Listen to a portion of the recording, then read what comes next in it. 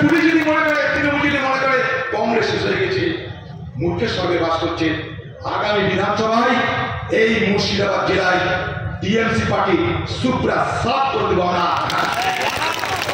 TMC পার্টিকে এই মুর্শিদাবাদ জেলায় সুপ্রা সাফ করে দেবে এখানকার মানুষ। বহরমপুরের প্রাক্তন সাংসদ অধীর চৌধুরীর নেতৃত্বে কান্দি ব্লক ও শহর কংগ্রেসের প্রতিবাদ মিছিল হল শুক্রবার। ওয়াকফ ছাড়াও এসআইআর, জমি বালি মাফিয়ার অভিযোগে পথে নেমে প্রতিবাদ কংগ্রেসের।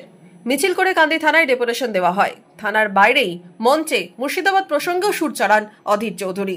মুর্শিদাবাদকে সাম্প্রদায়িক সম্প্রীতির জেলা, সাম্প্রদায়িক ভ্রাতৃত্বের জেলা, সাম্প্রদায়িক ঐক্যের জেলা করে আমরা দেখেছিলাম। আগামী দিনেও রাখবো। কোন টিএমসি থাকবে না, কোন বিজেপি থাকবে না, মানুষ থাকবে।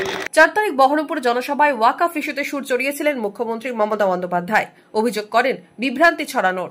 না তো ওয়াকফ নিয়ে আমরা নাকি কিছু করিনি, আমি জাস্ট আমার কাছে কেউ জানতে চেয়েছিলেন, তাই আমি এটা ক্লারিফিকেশন করে দিচ্ছি, এটা সম্পূর্ণ মিথ্যে কথা।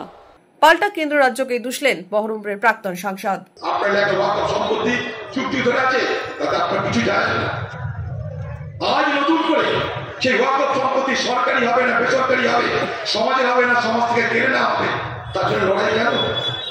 রুটি দরকার, রুটি দরকার, চাকরি দরকার, স্বাস্থ্য দরকার, রাস্তা দরকার, বাঁধ দরকার, অনেক কিছু দরকার।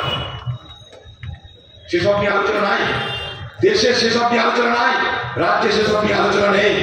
এদিন পুরন্দরপুর থেকে কংগ্রেসের মিছিল কান্দি থানার সামনে পৌঁছয়। সেখানেই হয় অবস্থান বিক্ষোভ। কান্দি থানায় দেওয়া হয় ডেপুটেশন। কান্দি থেকে রবীন্দ্রনাথ কৈবর্তের রিপোর্ট, মধ্যবঙ্গ নিউজ। মুর্শিদাবাদ খাদি মেলা 2025 শুভ উদ্বোধন 26শে নভেম্বর। স্থান বহরমপুর ব্যারেক স্কয়ার ময়দান। প্রতিদিন দুপুর 12টা থেকে রাত্রি 9টা। মেলা চলবে 10 ডিসেম্বর অবধি। প্রবেশ অবাধ।